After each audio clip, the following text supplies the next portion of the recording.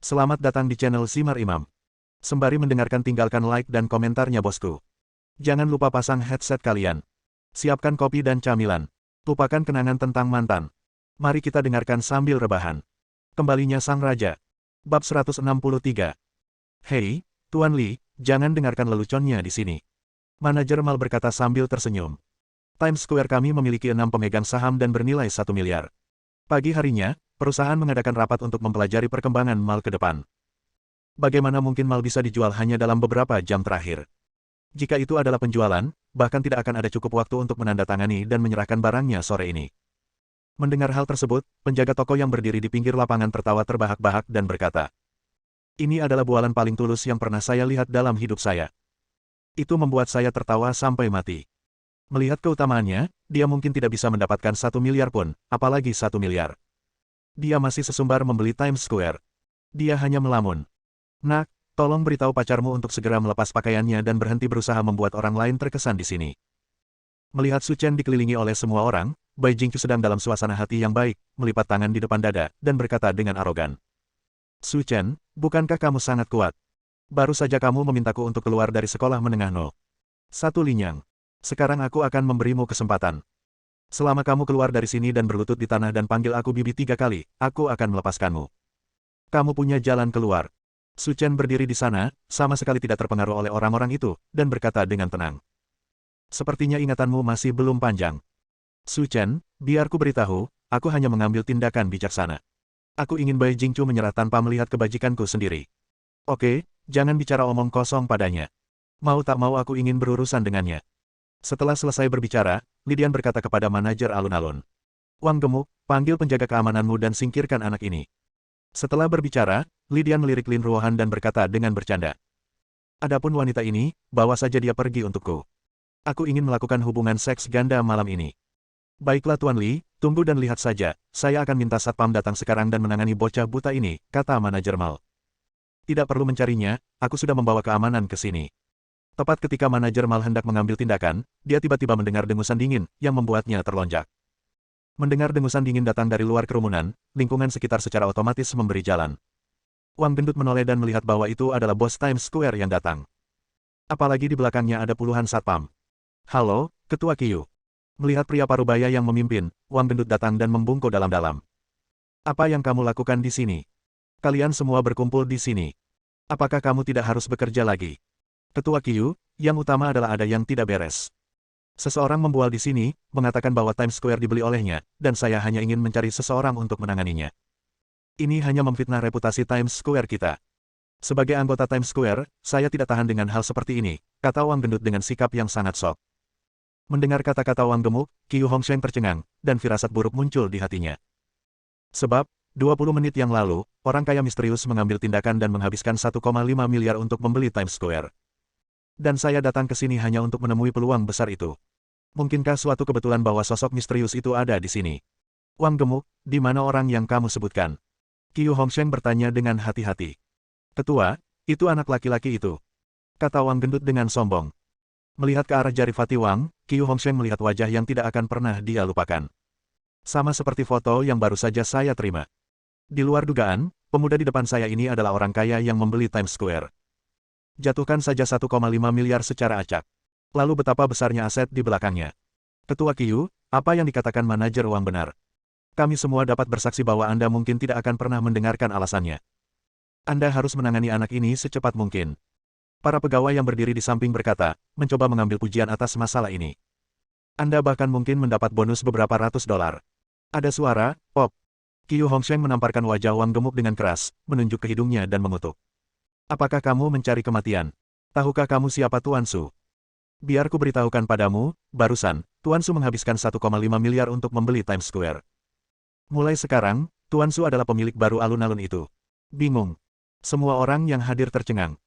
Apa-apaan ini, dia benar-benar membeli Times Square. "Chen, kakak Chen, kan, apa yang dia katakan itu benar." Belum lagi para penonton, bahkan Lin Ruohan yang berdiri di samping pun merasa luar biasa. Itu 1,5 miliar.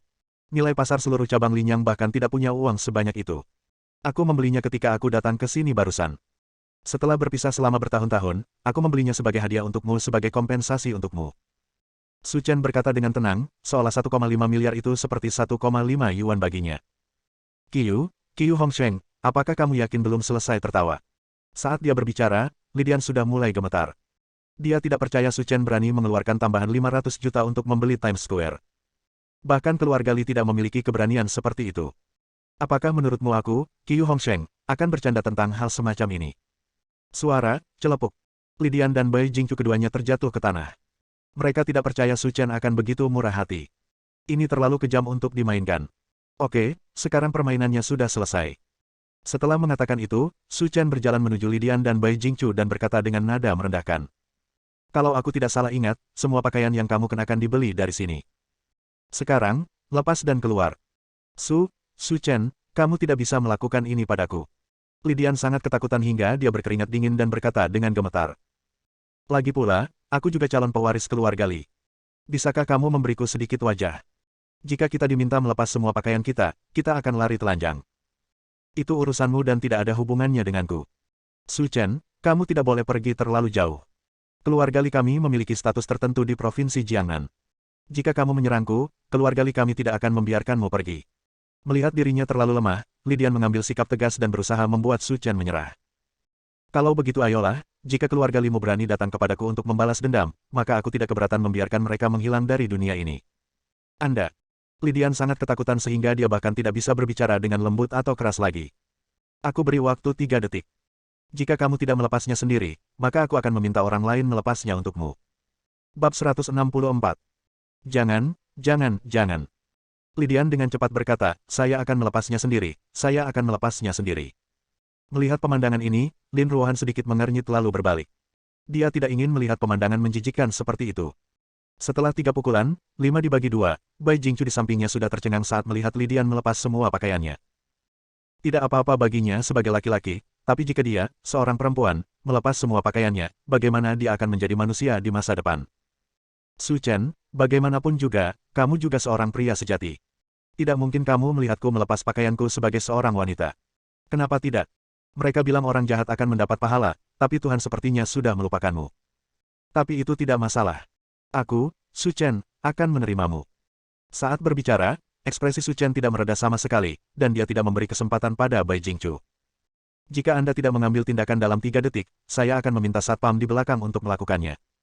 Jangan seperti ini, aku akan melepasnya sendiri. Melihat bahwa segala sesuatunya telah mencapai titik tidak bisa kembali lagi. Bai Jingchu tahu bahwa jika penjaga keamanan ini mengambil tindakan, itu tidak hanya semudah melepas pakaian mereka, tetapi mereka mungkin menyeretnya ke ruangan kecil yang gelap dan bergiliran menghiburnya. Memikirkan hal ini, Bai Jingchu sangat menyesalinya. Su Chen telah menyelamatkan nyawanya sebelumnya, jadi dia harus tutup mata, jika tidak, hal seperti ini tidak akan terjadi. Namun segalanya telah mencapai titik di mana sudah terlambat untuk mengatakan apapun. Di bawah tatapan semua orang, Bai Jingchu melepas semua pakaiannya karena seruan pria di sekitarnya.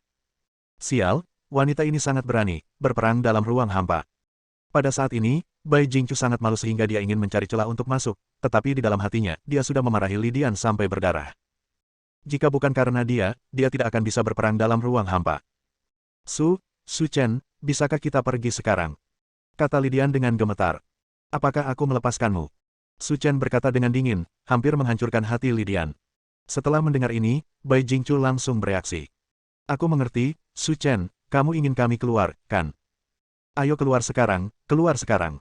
Setelah mengatakan itu, Bai Jingchu jatuh ke tanah dan mulai berguling.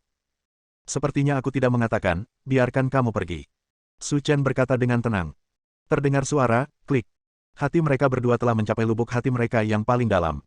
Mereka tidak tahu apa yang akan dilakukan Su Chen. Dia sudah pergi, bukankah dia masih tidak puas? Su Chen, sebenarnya apa yang kamu ingin aku lakukan?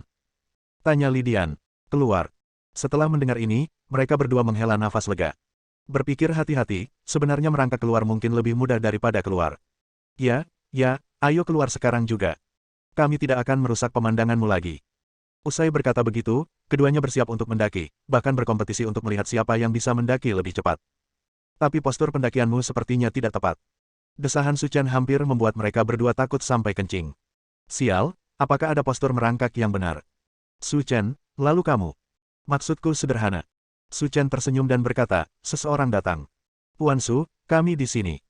Qiu Hongsheng datang dan berkata dengan rendah hati. Patahkan anggota tubuh mereka dan merangkak keluar dari sini. Tercengang. Lidian dan Bai Jingchu sama-sama tercengang. Tidak cukup baginya untuk telanjang, dia bahkan harus mematahkan anggota tubuhnya. Sekarang saya mengenal Tuan Su, saya akan mengatur seseorang untuk melakukannya. Setelah berbicara, Qiu Hongsheng memanggil penjaga keamanan di belakangnya dan berkata dengan serius. Pergi, patahkan tangan dan kaki mereka dan biarkan mereka merangkak keluar dari sini. Tahu. Su Chen, tidak, Tuan Su, tolong jangan.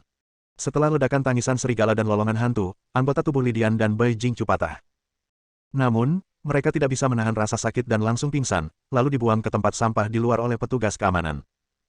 Melihat apa yang terjadi pada Lidian dan Bai Jingchu, Wang Gemuk dan pegawai lainnya ketakutan setengah mati. Meskipun mereka bukan pelakunya, mereka dan Lidian baru saja menyerang Su Chen.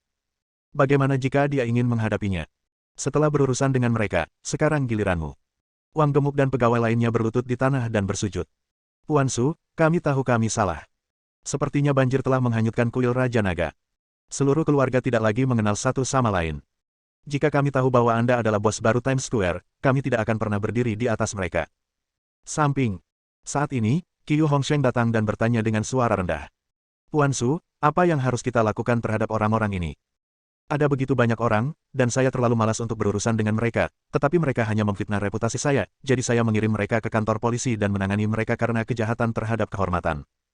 Mendengar kata-kata Su Chen, Wang Gemuk dan yang lainnya menghela nafas lega. Kejahatan melanggar kehormatan adalah sengketa perdata. Sekalipun Anda di penjara, Anda bisa dibebaskan dalam beberapa hari. Jika Anda dapat menemukan seseorang, menggunakan beberapa koneksi, atau bahkan sekadar melakukan gerakan tertentu, itu akan lebih baik daripada anggota tubuh Anda patah. Oke, saya akan memberitahu orang-orang dari kantor polisi sekarang. Su Chen mengangguk, lalu mengeluarkan ponselnya dan menghubungi nomor Su Yuanzheng. Tuan Su, apakah Anda punya perintah? Su Yuanzheng berkata dengan hormat. Saya akan mengirim beberapa orang ke kantor polisi sebentar lagi. Jika waktunya tiba, Anda akan memberitahu mereka dan mereka akan dijatuhi hukuman seumur hidup. Tidak terduga.